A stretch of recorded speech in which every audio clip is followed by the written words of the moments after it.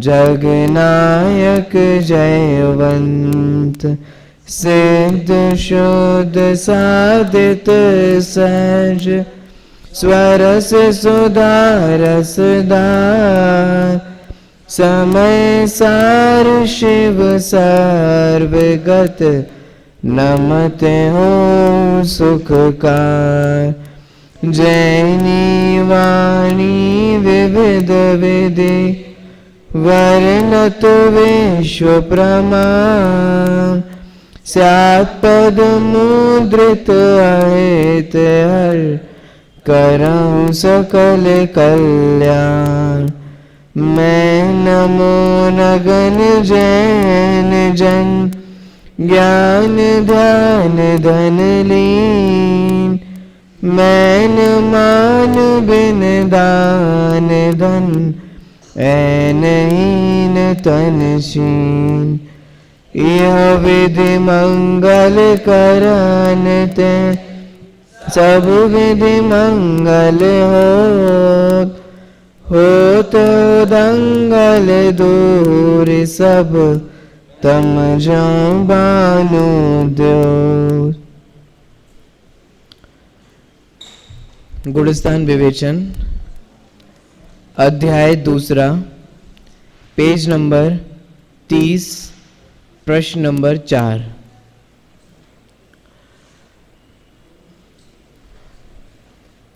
पिछले दिनों में हमने कर्म किसे कहते हैं, कारमाण वर्गणा क्या है, कर्म के कितने भेद हैं, ये सारी चर्चा पिछले प्रश्नों में अपन यहाँ कर चुके हैं। अब पहली परिभाषा में जो मोह राग द्वेष ये शब्द आए थे, उन मोह का, राग का और द्वेष का मतलब क्या है। यद्यपि आप लोग 2 साल तो स्मारक में पढ़ चुके हैं, इतना तो आता ही हमें कि मोह क्या है, राग क्या है और द्वेष क्या है, लेकिन पारिभाषिक दृष्टि से भी उसको समझना जरूरी होता है। क्यों? क्योंकि हम जो समझते हैं वो एक समझने के लेवल पे होता है और परिभाषा एक व्यवस्थित रूप से चीज होती है। तो यहाँ पर व्यवस्थित रूप से मोह, राग और द्वेष और उनकी सारी अपेक्षाएं यहाँ पर क्लियर की जाएंगी, वो अपन यहाँ पर देखने का प्रयास करते हैं। मोह, राग, द्वेष, मोटे मोटे तौर पे आप सभी लोग इतना समझते ही हैं कि मोहनीय कर्म के 2 भेद हैं, दर्शन मोहनीय और चारित्र मोहनीय। दर्शन मोहनीय के अंतर्गत जो आता है उसको मोह कहते हैं, और चारित्र मोहनीय के अंतर्गत जो आता है उन कषायों को राग और द्वेष के इन 2 शब्दों के अंतर्गत लेते हैं। तो कुल मिला के मोह, राग, द्वेष, इसमें दर्शन मोहनीय और चारित्र मोहनीय दोनों आ जाते हैं। मोह को दर्शन मोहनीय की अपेक्षा से यहाँ पर क्लियर किया जा रहा है। चलिए, तो बिना किसी देरी के अपन प्रारंभ करते हैं। प्रश्न नंबर 4, प्रश्न थोड़ा बड़ा है, एक साथ बोलिए तो आप लोग सुनने में भी अच्छा लगेगा। प्रश्न, मोह किसे कहते हैं?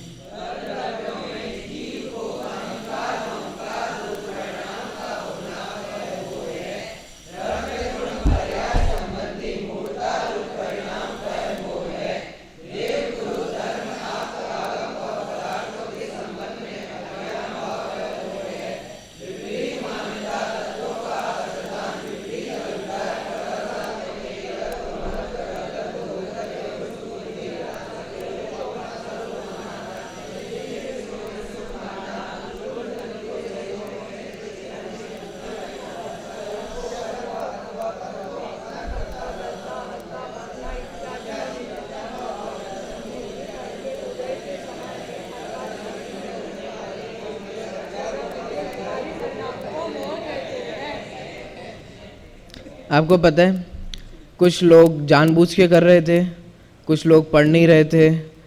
जानते हो इसका अपराध क्या होता है? जानते हो इसका फल? जानते हो क्यों? तुम्हें कर्मबंध नहीं होते होंगे, अपन ये ऐसे करते तो अपन को कर्मबंध नहीं होता होगा। मजाक का साधन भी हम जिनवाणी को बनाए, क्यों? अपन को कर्मबंध नहीं होता होगा। अब मैं आप लोगों से ये बोलूं कि आप वरिष्ठ वालों से सीखो कि कैसे एक साथ बोला जाता है। बहुत अच्छा बोलते हैं सच में, एक बार सीख लेना आप लोग। जूनियर से। क्यों? नहीं नहीं नहीं, जूनियर से नहीं सीखेंगे, इंसल्ट हो जाएगी। तो सही से बोलना सीखो। एक बार फिर से सभी लोग बोलेंगे, और भागने की ज़रूरत नहीं है, और 4 ग्रुप बनाने की ज़रूरत नहीं है कि एक ग्रुप अलग यहाँ अलग बोल रहा है, वो दूसरा ग्रुप वहाँ अलग है, फिर कुछ लोग ज्ञाता दृष्टा बने बैठे हैं। एक साथ बोलना है, ठीक है? और आराम आराम से बोलना है, कोई जल्दी नहीं है। जब तक आप लोग सही से नहीं बोलेंगे तब तक मैं आगे नहीं बढ़ूंगा। तो आपके ऊपर है आज क्लास चलानी है कि नहीं चलानी है, ठीक है? और दूसरी बात, मजाक का साधन किसी और को बनाए तो अलग बात है, जिनवाणी को उसका साधन नहीं बनाना चाहिए, तीव्र पाप लगता है। चलिए मैं यहाँ से प्रश्न बोलता हूँ, अब आप लोग एक साथ एक ध्वनि में पुनः उत्तर बोलेंगे। मोह किसे कहते हैं?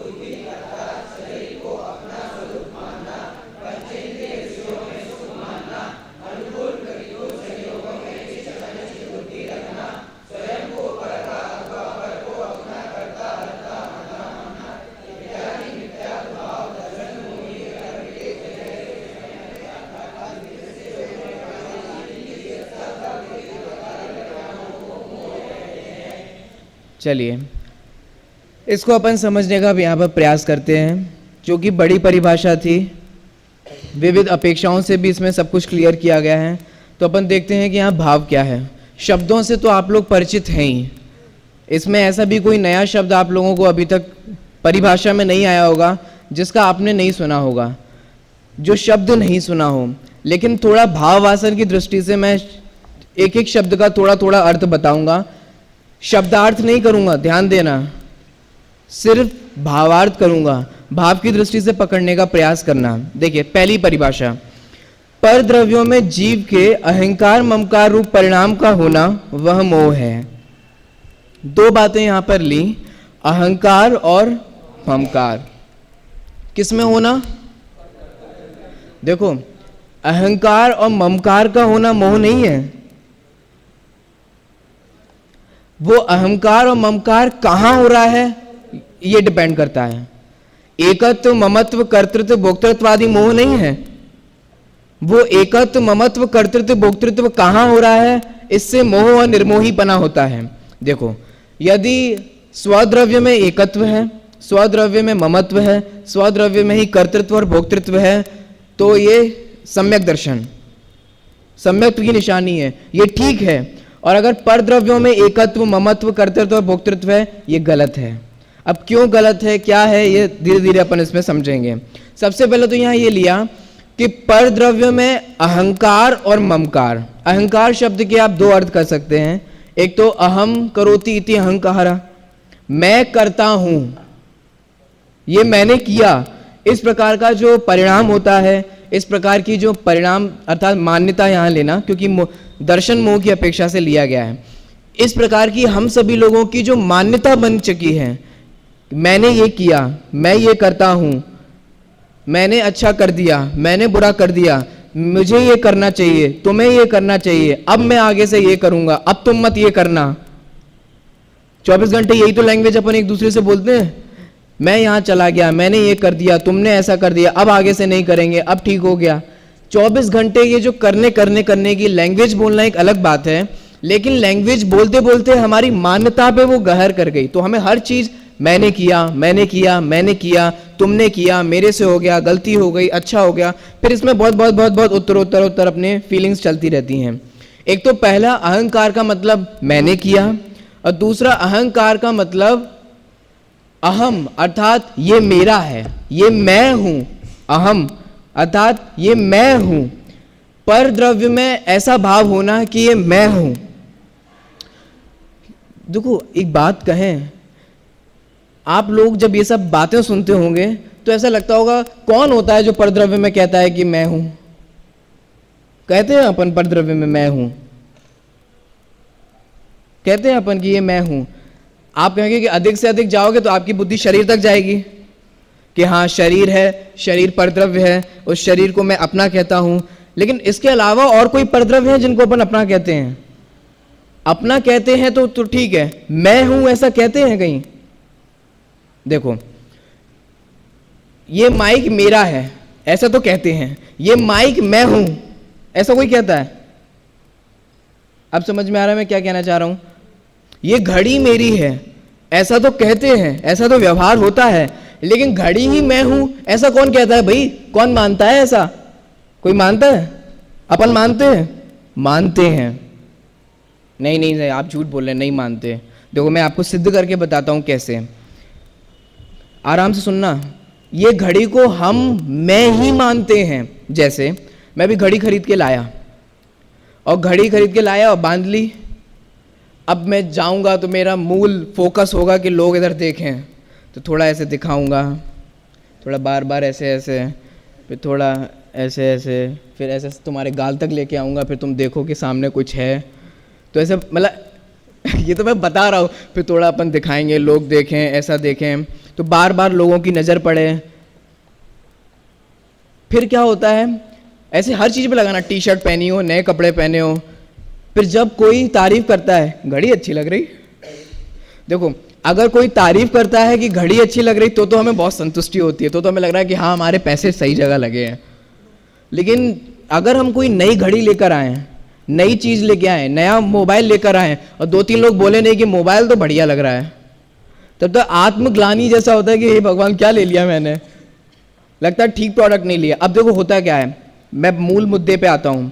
जब जैसे ही नई घड़ी आके हम ये कहते हैं कि किसी ने कहा, संयम ने बोला भाई साहब घड़ी बहुत बढ़िया लग रही। अब आराम से सुनना, हम में से कितने लोगों को ऐसा भेद विज्ञान हो पाता है कि तारीफ किसकी हो रही है? घड़ी की। करेक्ट। उसने ये तो नहीं कहा कि आप बहुत अच्छे लग रहे हैं, घड़ी बहुत अच्छी लग रही। नए कपड़े पहन लेते हैं ना, तब भी लोग जानबूझ के ये नहीं कहते कि आप बहुत सुंदर लग रहे हैं, शर्ट अच्छी लग रही। अब सुनना, सामने वाला तारीफ कहता है कि घड़ी बहुत अच्छी लग रही, और घड़ी की तारीफ होने पर प्रसन्नता किसे होती है? किसे प्रसन्नता होती है? घड़ी को। घड़ी एक स्माइल कर देती होगी। घड़ी को तो बिल्कुल प्रसन्नता नहीं होती। घड़ी को पहनने वाला जो व्यक्ति है उसको प्रसन्नता होती है, चेहरे पे एक चाम आ जाता है। क्यों? क्योंकि घड़ी। एक बात बताओ, अगर घड़ी में अपना एकत्व नहीं होता, ध्यान से सुनना, तो हमें प्रसन्नता किस बात की होती? नए जूते खरीद के लेके आए, ठीक है, नाइकी के खरीदे, रीबॉक के खरीदे, जिसके भी आपको पसंद हो, आपने अच्छे से अच्छे ब्रांड के और अच्छे से अच्छे खतरनाक वाले, है ना, हजारों के और खूब ऐसे महंगे महंगे जूते खरीदे। आप अपने आप को जूता मानने लग जाते हो, पता है? हाँ यार, जूते तो गजब हैं। अंदर से जो गुड फीलिंग होती है ना, जिसे अपन कहते हैं प्रसन्नता वाली, हैप्पीनेस वाली, जिसे हम खुशी का नाम दे देते हैं, वो जो फीलिंग होती है ना, वो फीलिंग जूते में अहम करने के कारण होती है। देखो कितना आप समझ पा रहे हो कि नहीं समझ पा रहे हो? ये परद्रव्यों में होता है अहम। नया मकान खरीद लें और 4-5 लोगों को ऐसा लगता है ना कि तुम भी तारीफ करो, तुम भी तारीफ करो, तुम भी तारीफ करो, और कोई तारीफ कर देता है तो कितनी प्रसन्नता होती है। इसका मतलब सोचो, अभी तक तो आपको लगता होगा कि हम सिर्फ शरीर को ही अपना मान रहे हैं, लेकिन सिर्फ शरीर को ही अपना नहीं मान रहे हैं, इन वस्त्रों को भी अपना मान रहे हैं, इस मोबाइल को भी, टैबलेट्स को भी, और जितनी भी सारी चीजें हम यूज करते हैं, इन सबको अपना मानते हैं। अपना मानते हैं तो ठीक है, इनको ही मैं हूं ऐसा मानते हैं।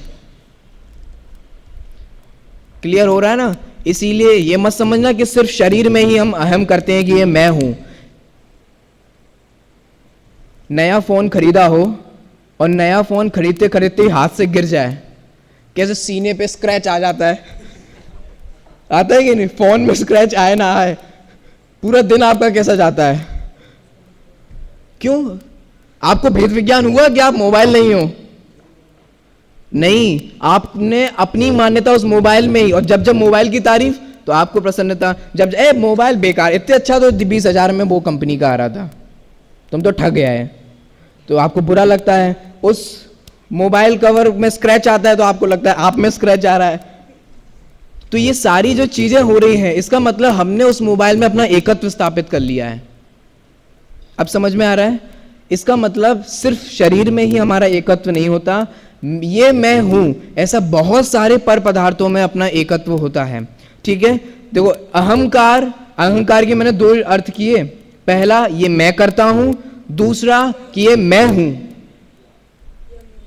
ठीक है, आगे ममकार अर्थात ये मेरे हैं, मैं इनका हूं, ये मेरे हैं, ये सोच बना था मस्ताना, बस इसी मस्त, मैं तुम्हारा हूं, हम तुम्हारे हैं, है ना, हम तुम्हारे हैं, तुम हमारे हो, हम दोनों एक दूसरे के हैं, इसी फीलिंग से अपन खुशी में, है ना, मैं पर का हूं पर मेरा है, और इसी सोच में मस्ताने बने हैं। तुम 7 जन्मों तक मेरा साथ निभाना, हम तुम्हारा 7 जन्मों तक साथ निभाएंगे, इसी सोच में दोनों मस्ताने हैं। पता नहीं है कि अगला जन्म क्या होगा, कौन कहाँ होगा, कौन किस भव में जाएगा, किस भव से आए हैं। तो मैं पर का हूं और पर मेरा है, ये जो फीलिंग है इसको बोलते हैं ममकार। तो ठीक है, समराइज करो, पर द्रव्यों में जीव के अहंकार और ममकार रूप परिणाम का होना। देखो यहां यद्यपि परिणाम लिखा है, लेकिन अभिप्राय में लेना, मान्यता में लेना, क्योंकि दर्शन मोह की बात चल रही है ना, तो मान्यता की बात आएगी। मान्यता होगी तो परिणाम भी वैसे ही होंगे और क्रिया में भी वैसे ही देखने में आएगा। ठीक है, तो देखिए पहली परिभाषा याद हुई, सभी को याद हो गई? सिर्फ एक पॉइंट है, पर द्रव्य में क्या होना? अहंकार होना और ममकार का होना।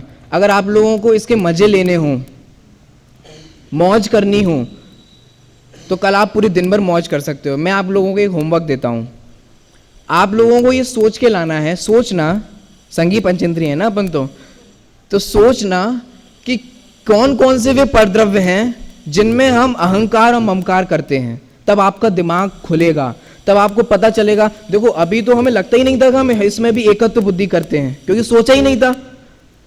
सबसे बड़ी गलती पता है हम लोगों के साथ क्या हो रही है? हम लोगों के साथ, मेरे और आपके साथ, जब भी कोई ऐसा विषय अपन सुनते या पढ़ते हैं तो सबसे पहले दिमाग में एक चीज स्ट्राइक करती है, ये तो पता है, परद्रव्य में अहंकार ममकार, ये तो सुन रखा है कि शरीर में अपना करना, बस इसके आगे सोचता ही नहीं है कि ये तो पता है।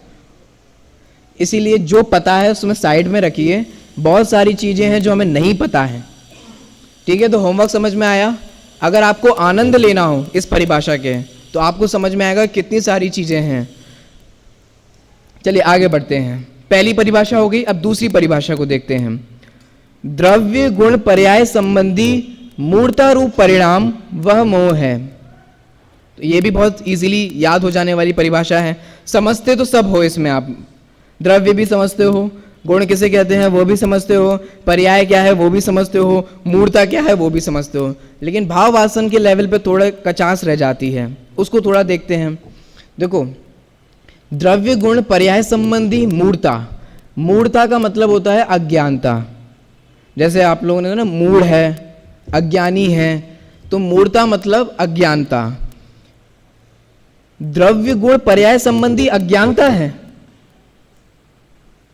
क्यों? द्रव्य गुण पर्याय संबंधी अज्ञानता है।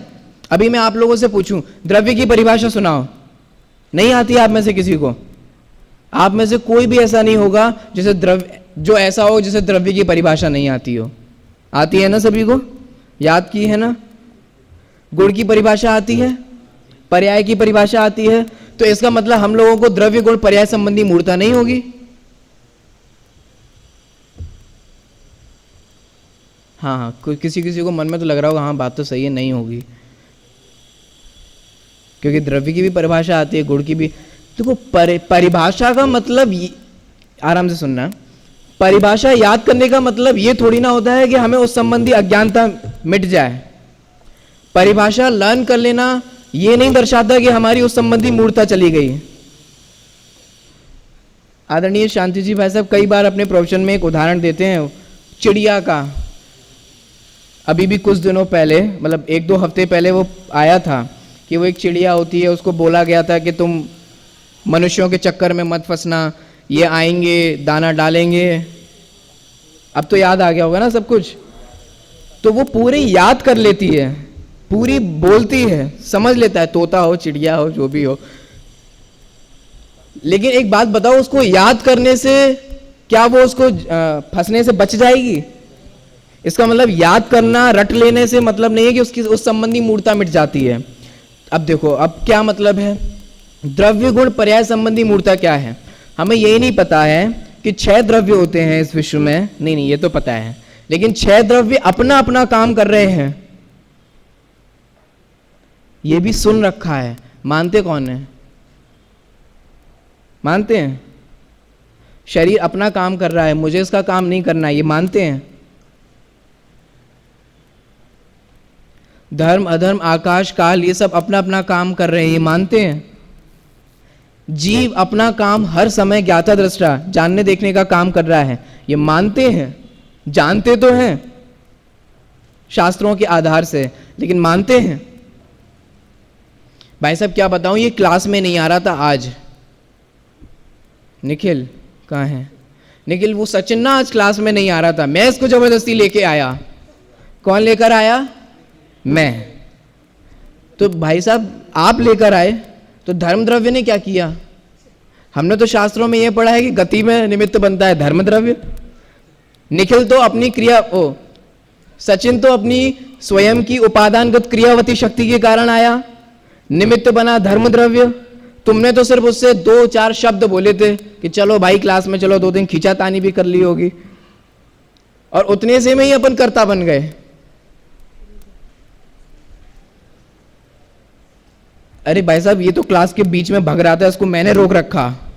रोकने का काम किसका है? फिर तो जो मेरा बेस्ट फ्रेंड था ना, ए तू इधर आ मेरे बगल में बैठ, किसने बैठाया इसको?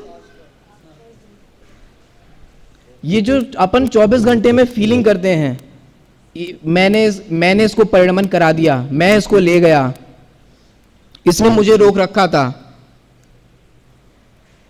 इसका मतलब हम 6 द्रव्यों के स्वरूप को नहीं समझते हैं। 6 द्रव्य अपना काम कर सकते हैं, ये नहीं समझते हैं। यही है द्रव्य संबंधी मूर्ता। इसका मतलब आपको लगता ही नहीं कि 6 द्रव्य हैं, आपको तो सिर्फ एक ही द्रव्य लगता है जो दिखाई दे रहा है बस। जीव का भी कहां भरोसा है? क्यों? 24 घंटे तो इसका ही पोषण कर रहे हैं ना। अगर जीव का भरोसा होता तो इसका क्यों पोषण करते? आप देखो तो फ्रॉम मॉर्निंग टू नाइट, मतलब सुबह से लेकर शाम तक, रात तक, किसी के किस संबंधी विकल्प आते हैं? अब नहा लूं, अब धो लूं, अब कपड़े पहन लूं, अब दोपहर में फेस वॉश कर लूं, फिर रात को भी थोड़ा ये लगा लूं, फिर सुबह वाली क्रीम, फिर शाम वाली क्रीम, फिर एक गोरे होने की क्रीम, एक पिंपल कम करने की क्रीम। 24 घंटे जिसका पोषण चल रहा है, इसका मतलब द्रव्य संबंधी मूर्ता है। अब गुण संबंधी मूर्ता, गुण संबंधी मूर्ता भी है। हम सब जानते हैं, बहुत अच्छे से पढ़ रखा है। जीव का स्वभाव ज्ञान दर्शन है, पुद्गल का स्वभाव स्पर्श रस गंध वर्ण है, धर्म का गति हेतुत्व है, अधर्म का स्थिति हेतुत्व है, जीव में सुख है, पुद्गल में सुख नहीं है। ये सब पढ़ के आए हैं ना। ये इसका अनुजीवी गुण है, ये इसका प्रतिजीवी गुण है, ये इसके सामान्य गुण है, ये इसके विशेष गुण है। कुछ फ्लैशबैक हो रहा है लघुजन सिद्धांत प्रवेशिका का? तो ये सब तो पढ़ के आए हैं, लेकिन फिर भी मूर्ता है। कैसी मूर्ता? एक सबसे बड़ी मूर्ता शास्त्रों में ये लिपिबद्ध है, आचार्यों ने ये लिखा है, हमने भी ये पढ़ लिया है कि सुख नाम का गुण किसका है? किसका है? 6 द्रव्यों में से जीव का गुण है ना। हम किसे खोजते हैं? सुख कहां खोजते हैं? बोलो, सोचो। पता है कैसे? हे मोबाइल मुझे सुखी कर दे, ऐसा कहते नहीं है, लेकिन सुखी होने के लिए मोबाइल का तो यूज करते हैं ना। कुछ फीलिंग समझ में आ रही है ना मैं क्या कह रहा हूं? हम इस मोबाइल से भीख मांगते हैं कि मुझे सुखी कर दे। इसको बोलते हैं भोगों के भिखारी होना।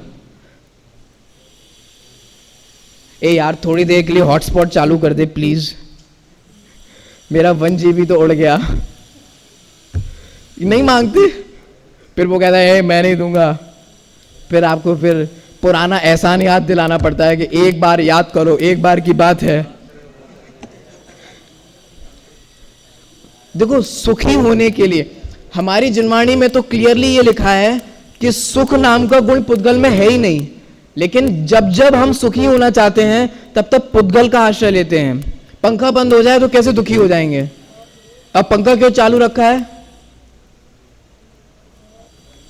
वो हर चीज में लगाना, हर चीज में लगाना।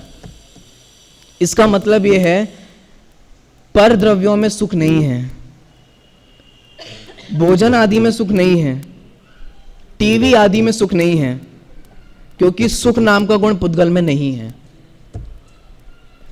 इसीलिए देखो सोचने वाली बात है। और सोचो, एक रसगुल्ला है, आराम से सोचना, या खीर है। आप लोग को क्या पसंद है? रसगुल्ला।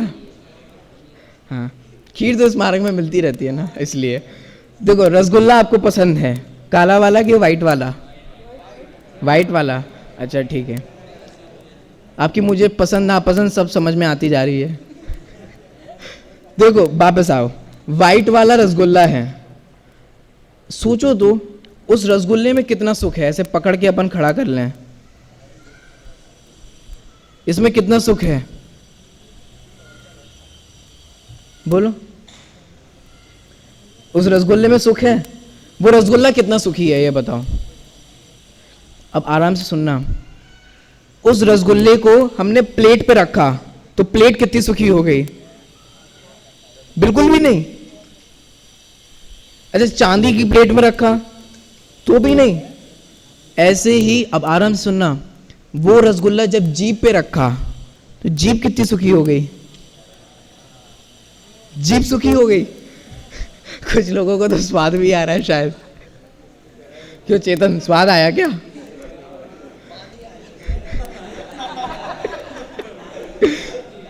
देखो आराम से सुनने का प्रयास करो, कुछ समझने का प्रयास करो।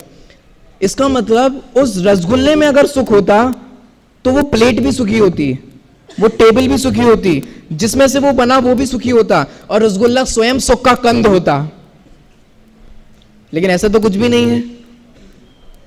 इसका मतलब ये हुआ कि रसगुल्ले में सुख नहीं है। सुख किसमें है? वो जो रसगुल्ले को जान रहा है ना, जीव, मजा तो उसका ले रहे हो आप। आपने ताजमहल का मजा कब लिया? आपने आमेर का मजा कब लिया? आपने तो जानने देखने का मजा लिया है। कुछ कह रहा हूं? सोचो, अगर रसगुल्ला होता और रसगुल्ले को जानने वाला ज्ञान नहीं होता तो उसके स्वाद का मजा कौन लेता? ताजमहल होता, लाल किला होता, और आईफिल टावर होते, और सारे टावर होते, खलीफा, बुर्ज खलीफे, और जाने कितने सारे सब कुछ होते। ये सारे सब कुछ बड़े बड़े होते, और अगर इनको जानने वाला ज्ञान नहीं होता तो, इनको बनाने वाला ज्ञान नहीं होता तो किसकी महिमा है? अब देखो, एरोप्लेन की महिमा है कि जिसके ज्ञान में एरोप्लेन आया होगा उसकी महिमा है। सोचो, ताजमहल की महिमा है कि जिसके दिमाग में वो ताजमहल का कंसेप्ट आया होगा कि ऐसा बनाएंगे, ये बनाएंगे, जो भी बनाएंगे, कि उसकी महिमा है। और एक कदम आगे, उस ताजमहल को बनाने वाले की महिमा है कि ताजमहल को जान रहे ज्ञान की महिमा है। सोचो, इस विश्व में सारी सारी चीजें होती और जानने वाला ज्ञान नहीं होता तो क्या क्या होता बताओ? ये कोई वस्तु है, इसको जान तो जी पा रहा है ना। अब देखो, अब समराइज करते हैं इसको, काफी कुछ कह दिया, बहुत सारे पॉइंट्स मैंने क्लिक किए। इसका मतलब ये हुआ, ये सारे गुण किस में हैं? ये जीव में हैं। और जब जब हम इन गुणों को ढूंढने जाते हैं, सुख को ढूंढने जाते हैं, बाकी सब चीजों को ढूंढने जाते हैं, तो हम पुद्गलों से भीख मांगते हैं, एक दूसरे से भीख मांगते हैं कि हे स्त्री मुझे सुखी कर दे, हे मोबाइल मुझे सुखी कर दे, हे पिक्चर मुझे सुखी कर दे। बोलते नहीं है, लेकिन सुखी होने के लिए हम इन सब चीजों का अवलंबन लेते हैं। इसका मतलब हमें ये खबर नहीं है कि सुख नाम का गुण किस में है। आगे बढ़ते हैं। पर्याय, पर्याय संबंधी भी मूर्ता है। पर्याय का स्वरूप जानते हैं, अर्थ पर्याय होती है, व्यंजन पर्याय होती है, स्वभाव और विभाव इसके दो दो भेद होते हैं, फिर समान जाति पर्याय होती है, असमान जाति पर्याय होती है। लेकिन विश्वास नहीं है, समझ नहीं है। ठीक है, अब इसको समराइज करते हैं। इसका मतलब ये हुआ, द्रव्य, गुण और पर्याय, इन तीनों का हमें ज्ञान नहीं है। अगर द्रव्य गुण पर्याय, ये बहुत इंपॉर्टेंट है, द्रव्य गुण पर्याय, क्योंकि इसी से ही अरहंत को जानना है। 80वीं नंबर की गाथा। इसी के माध्यम से हमें अरहंत को जानना है, और अरहंत को जानने के बाद फिर अपने आप को भी इसी माध्यम से जानना है। द्रव्य, अपने आत्मद्रव्य को भी द्रव्य से, गुण से और पर्याय से, इन तीनों से जानना है। ठीक है, अब कवर अप करते हैं हम। द्रव्य, गुण, पर्याय, इन तीनों में कैसा होना? मूढ़ता। मूढ़ता मतलब अज्ञानता। अज्ञानता मतलब जानना नहीं, नॉलेज ही नहीं होना, समझ ही नहीं होना, सम्यक ज्ञान ही नहीं होना। तो द्रव्य, गुण, पर्याय, इन तीनों के संबंध में जो अज्ञानता है, मूढ़ता है, उसको भी क्या कहते हैं? मोह। दो परिभाषा हो गई, याद हुई दोनों परिभाषाएं? पहली परिभाषा क्या थी? चलिए, पहली परिभाषा याद हो गई। दूसरी परिभाषा वह मोह है। अब तीसरी परिभाषा पे आते हैं। देव, गुरु, धर्म, आप्त, आगम और पदार्थों के संबंध में अज्ञान भाव वह मोह है। कितनी सारी चीजें ले ली, कुल मिला के देव, शास्त्र, गुरु। देव सभी सही होते हैं, सभी अच्छे होते हैं, किसी में कुछ ना कुछ तो अच्छाई होती है, सभी भगवान ने कुछ ना कुछ अच्छा तो कहा है। किसी को भी पूछ लो, अपन तो ज़्यादा भेदभाव नहीं करते हैं, ज़्यादा पक्षपात नहीं करते हैं, पार्शियलिटी नहीं करते कि हमें तो सिर्फ इन्हें पूजना है, इन्हें नहीं पूजना, हम तो सिर्फ वीतरागी को पूजेंगे, रागी द्वेषी को नहीं पूजेंगे। ये तो झगड़ा आप लोग करते हो। हम तो बहुत समता हैं, ज़्यादा विकल्प नहीं है। हम सच्चे देव और खोटे देव में ज़्यादा विकल्प नहीं करते। कषाएं तो आप लोगों के अंदर भरी पड़ी हैं कि हम तो सिर्फ वीतरागियों को नमस्कार करेंगे, रागी द्वेषी को नमस्कार नहीं करेंगे, ना भय से करेंगे, ना आशा से करेंगे, ना लोभ से करेंगे। ये तो आप लोगों के अंदर है। हम तो साम्य भाव से। कैसे साम्य भाव से? कि सामने हमारे वीतरागी होंगे तो उनको भी नमस्कार होगा, और रागी द्वेषी होंगे तो चुपचाप से उनको भी नमस्कार होगा। क्यों? क्योंकि रागी द्वेषी है वे तो कुछ करते धरते हैं नहीं, हमारा काम तो वीतरागियों से तो चलता नहीं है। अब वो रागी द्वेषी हैं, उनसे थोड़ा बहुत चल जाएगा, भगवान तो कुछ करेंगे नहीं, तो जो करेंगे हम उनके पास चले जाएंगे। तो इसलिए हम तो भैया देखो ठीक है, सबको सब में कुछ ना कोई अच्छा है। ये देव, ध्यान देना आप लोग, अब ध्यान देना विशेष। यहां देव शब्द का प्रयोग भी किया गया है और आप्त शब्द का प्रयोग भी किया गया है। देव और आप्त में अंतर होता है, कितने लोग जानते हैं आप में से? रत्नगण शावकाचार्य पढ़ के आए हो इसलिए पूछ रहा हूं, वरना पूछता नहीं। आई रिपीट, देव में और आप्त में क्या अंतर होता है? क्या एक ही है कि अंतर है? रत्नगण शावकाचार्य में है ये। चलो मैं पूछ लेता हूं, सजल बताओ।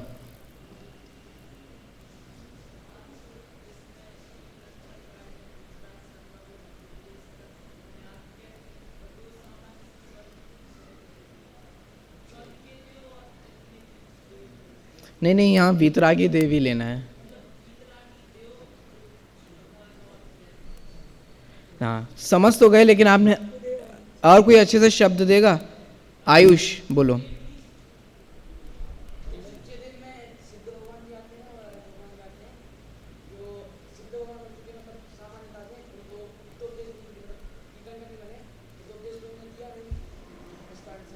देखो दोनों के उत्तर सही है। मैं इसको समराइज करता हूं अच्छे से। शब्द देखो कैसे बोलना है, ध्यान दो।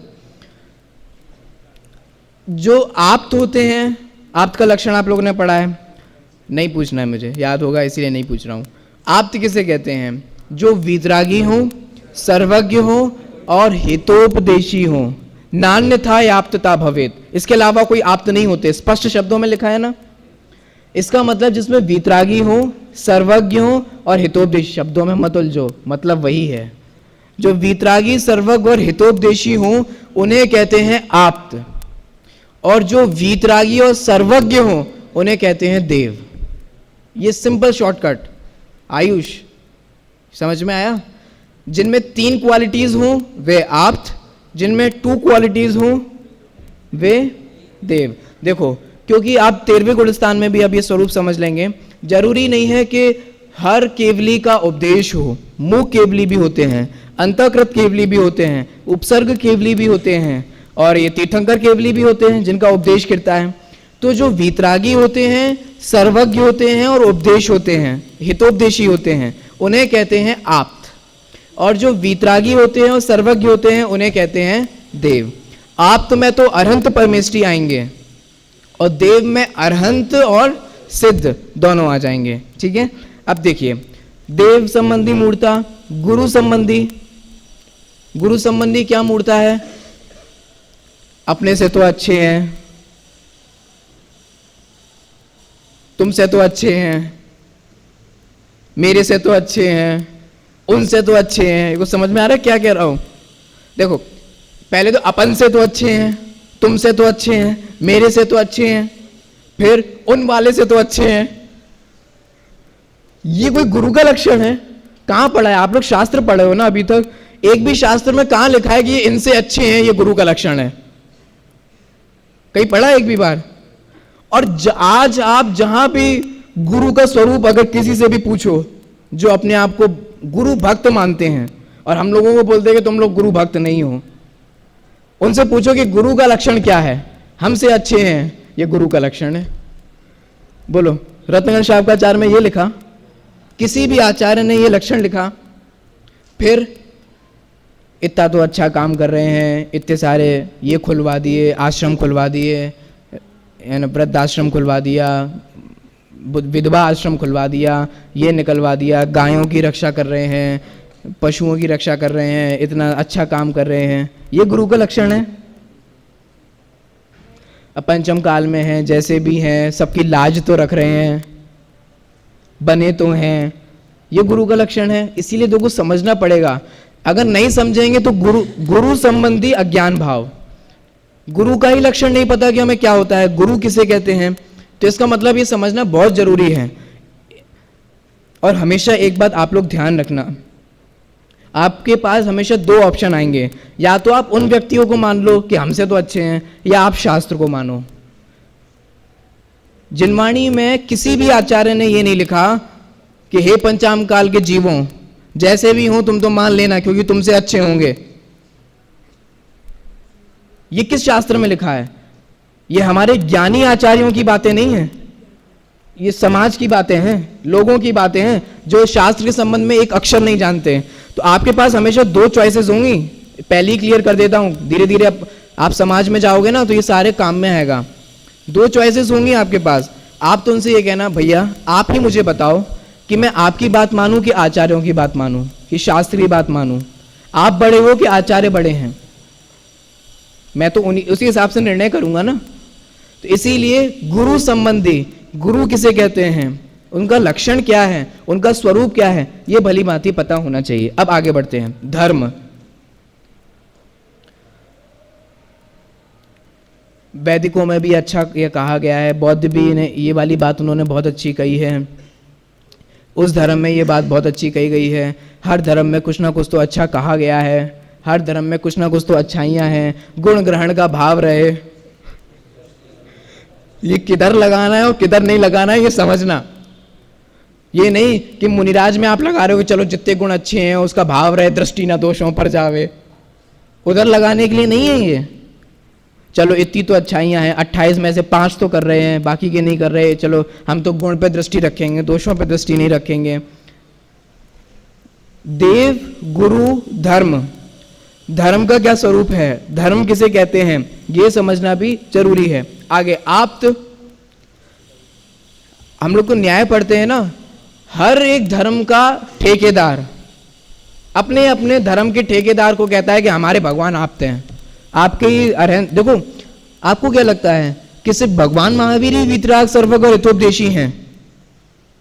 ऐसा सिर्फ अपन ही मानते हैं? अगर आपको अगर ऐसा लगता हो ना तो गलत लगता है। हर धर्मावलंबी यही मानता है कि उसके भगवान वीतरागी हैं, उसके भगवान सर्वज्ञ हैं, और उसके भगवान जो कह रहे हैं वो हित का ही उपदेश दे रहे हैं। वो अपने अपने, इसीलिए तो सामान्य सर्वज्ञ सिद्धि और विशेष सर्वज्ञ सिद्धि है। विशेष सर्वज्ञ सिद्धि में यही तो सिद्ध करते हैं कि तुम्हारे जो हरि आदिक हैं वे नहीं हैं, भगवान महावीर ही हैं, अनंत परमेष्ठी हैं, सिद्धि ही हैं। ये विशेष सर्वग सिद्धि में करते हैं। तो इसमें इस संबंध भी ज्ञान होना चाहिए। आगम, शास्त्र, जिनवाणी किसे कहते हैं? किसी एक शास्त्र को बहुत बहुमान देना, बाकी शास्त्र को कोई बहुमान नहीं देना। समय सार में जी लगाना और बाकी सब में वो देखो तो हमारी मेंटेलिटी। आपको पता है अगर समय सार ऐसे पुस्तक में छपता ना, देखो दो तरीके से ग्रंथ पुस्तकें छपती हैं, एक ग्रंथ के आकार में और एक पुस्तक के आकार में। समय सार, धवला, ये सब जो ग्रंथ है ना, ये पुस्तक के आकार में है, वो सॉरी ग्रंथ के आकार में है, बड़े बड़े ग्रंथ है ना। और जो आप कुछ भी कहो, ये क्या है, सत्य की खोज जो है ना, ये सब किस में है? ये पुस्तक के आकार में है। और सिंपल कर दूं, वो जिनेंद्र अर्चना है ना, जिनेंद्र वंदना छोटी वाली पॉकेट, उसको तो उससे अपन पानी भी ढकने के लिए रख देंगे। ग्लास हो तो ग्लास पे ढकना हो तो पानी ढक देंगे, या कुछ ढाकना हो तो ढाकने के लिए, समय सार ढाकने के लिए रख दोगे? नहीं, समय सार ग्रंथ है, जिनवाणी है। और वो क्या है? वो जिनवाणी नहीं है, ये हमारी बुद्धि का अजीर्ण है। इसको बोलेंगे कि मेंटली कम है, थोड़ा मेंटली इलनेस है, दिमागी बीमारी है। क्या दिमागी बीमारी है तो देखो आगम का लक्षण क्या है, जिनवाणी का लक्षण क्या है? पुस्तक और ग्रंथ, ये जिनवाणी का लक्षण है। कोई खोटी खोटी बातें ग्रंथ के आकार में रख के छपवा दे तो वो ग्रंथ हो गया, आगम हो गया। और अगर छोटी छोटी उस पर लिखा हो पॉकेट साइज में तो वो जिनवाणी नहीं है। ये कहाँ है बताओ, किधर लिखा है? ये कुछ समझ में आ रहा है? तो ये भी देखो ध्यान रखना, मैं जो प्रैक्टिकल बातें हैं उसको थोड़ा रिलेवेंट बोल रहा हूँ, बाकी आप सब लोग जानते हैं। आगे बढ़िए। पदार्थों के संबंध में अज्ञान भाव। पदार्थ 9 पदार्थ होते हैं। 7 तत्व संबंधी भूल आप सभी जानते हैं। पुण्य पाप संबंधी भी भूल क्या करते हैं वो भी आप सब जानते हैं। तो ये सब कुछ परिचित है, एक एक को नहीं बताएंगे, इसलिए आगे बढ़ते हैं। अब देखिए, समराइज करिए। देव, गुरु, धर्म, आप्त, आगम और पदार्थों के संबंध में अज्ञान भाव, वह क्या है? मोह है। अब आगे से जल्दी से। विपरीत मान्यता, तत्वों का अश्रद्धान, 7 तत्व संबंधी भूल वाला पूरा प्रकरण यहां आ सकता है। आगे विपरीत अभिप्राय, देखो विपरीत मान्यता कहें, विपरीत अभिप्राय कहें, विपरीत अभिनिवेश कहें, ये सब एक ही बातें हैं। ठीक है, आगे। पर पदार्थों में एकत्व, ममत्व, कर्तृत्व, भोक्तृत्व एवं सुख बुद्धि, ये मैंने सब कुछ अभी स्टार्टिंग में ही क्लियर कर दिया। पर द्रव्य में सुख बुद्धि है, एकत्व ममत्वादी बुद्धि है। आगे, शरीर को अपना स्वरूप मानना। अपना स्वरूप मानना छोड़ो, ऐसा भेद ही नहीं होता, मेंटली लेवल पे भी भेद ही नहीं होता। अपना मानना क्या, अपने ही तो है। अपना मानना तो ऐसा हो कि मैं तुम्हें अपना मानूं तो तुम अलग हो और मैं अलग हूं। ऐसा लगता है कि हम शरीर को अपना मान रहे हैं, शरीर को मैं ही तो मान रहे हैं। कुछ समझ में आ रहा है क्या कह रहा हूं? तो शरीर को अपना मानना, शरीर में ही ममत्व बुद्धि होना, एकत्व बुद्धि होना, पंचेंद्रिय विषयों में सुख मानना। मैंने रसगुल्ले का उदाहरण दिया था, टीवी का उदाहरण, चक्षु इंद्रिय संबंधी, कर्ण इंद्रिय संबंधी, वो लगाओ। राजन जी वो लगाओ, मैं ज्ञानानंदू स्वभावी हूँ। और वो वाला, वो जो उसमें समय की ओर वाली मूवी में है, सुनने में बड़ा मजा आता है। किसका मजा आता है आपको? मैं सुनाऊं? मैं ज्ञानानंदू स्वभावी? नहीं नहीं नहीं, आप तो कर्कश आवाज है आपकी, आपको कुछ है ना कुछ। क्यों आपको मैं ज्ञानानंदू स्वभावी पसंद है कि उसकी लय पसंद है, सुर पसंद है? क्या पसंद आता है बोलो? आवाज पसंद आती है। इसका मतलब आप सिर्फ उसको रस कर्ण इंद्रिय का विषय बनाते हो। देखो खतरनाक बात बोल दी मैंने, पकड़ पाए हो नहीं पकड़ पाए हो, क्या समझ पाए आप क्या नहीं समझ पाए।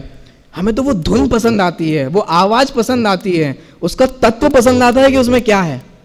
अगर तत्व पसंद आए ना तो आपको मेरी आवाज में भी अच्छा लगेगा। मैं अपनी आवाज का वो प्रमोट नहीं कर रहा, बता रहा हूं कि आपको किसी की भी आवाज का अच्छा लगेगा। मेरी आवाज तो वैसी बेकार है, चाहे अच्छा गाने वाला हो चाहे बुरा गाने वाला हो, अगर आपको वो चीज पसंद आएगी तो वो किसी की भी पसंद आएगी। ठीक है, तो ये भी पंचेंद्रिय का विषय है। आगे, अनुकूल प्रतिकूल संयोगों में इष्ट अनिष्ट बुद्धि रखना, ये कल मैंने टॉपिक कवर किया था। कोई भी वस्तु अनुकूल नहीं है, कोई भी वस्तु प्रतिकूल नहीं है। वस्तु तो वस्तु होती है, लेकिन उसमें हम टैग लगाते हैं। टैग समझते हो आप लोग? स्टिकर लगाते हैं, ये वस्तु अच्छी है स्टिकर लगा दिया, ये वस्तु बुरी है, फिर बाद में जिसे बुरी समझते हैं उसमें स्टिकर हटा के फिर अच्छी का स्टिकर लगा देते हैं। क्यों करते हैं अपन एक दूसरे में? तुम बहुत बुरे हो, अभी तो बहुत झगड़ा चल रहा है, फिर बाद में तुम ही अच्छे बन जाते हो। अभी जो अच्छा है फिर बाद में ही वो बुरा बन जाता है। तो ये टैग जो लगा रहे हैं अपन ही तो लगा रहे हैं। आगे, स्वयं को पर का अथवा पर को अपना कर्ता धर्ता मानना, ये कल भाई साहब के प्रवचन में आया था। निज को पर को कर्ता पहचान, ठीक है। आगे बढ़िए, इत्यादि, ये देखो सारी बातें कवर कर ली। इत्यादि मिथ्यात्व दर्शन मोही कर्म के उदय के समय में, अर्थात निमित्त से होने वाले जीव के श्रद्धा गुण के विकारी परिणामों को मोह कहते हैं। इसको थोड़ा समझ लीजिए।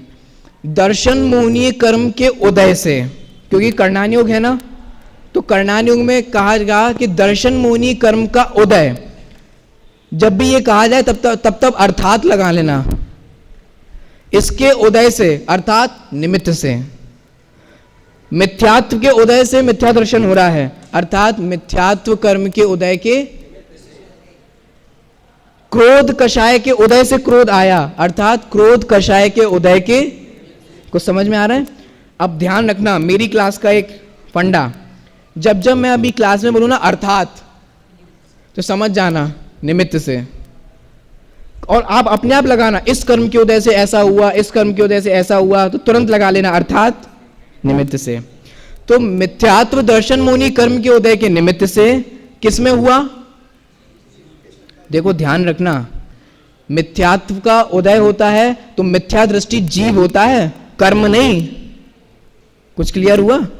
कर्म मिथ्या दृष्टि और सम्यक दृष्टि नहीं होता, कर्म को मिथ्या दर्शन और सम्यक दर्शन नहीं होता, जीव को मिथ्या दर्शन और सम्यक दर्शन होता है। तो जीव का श्रद्धा गुण का जो विकारी परिणमन है, विपरीत, विकारी मतलब विपरीत परिणमन है, उसको बोलते हैं मोह। तो ये बड़ी वाली परिभाषा है, इसको आप लोग याद करना, इसके पॉइंट्स को समझना, और कुछ समझ में नहीं आए तो आप मेरे से पूछ लेना।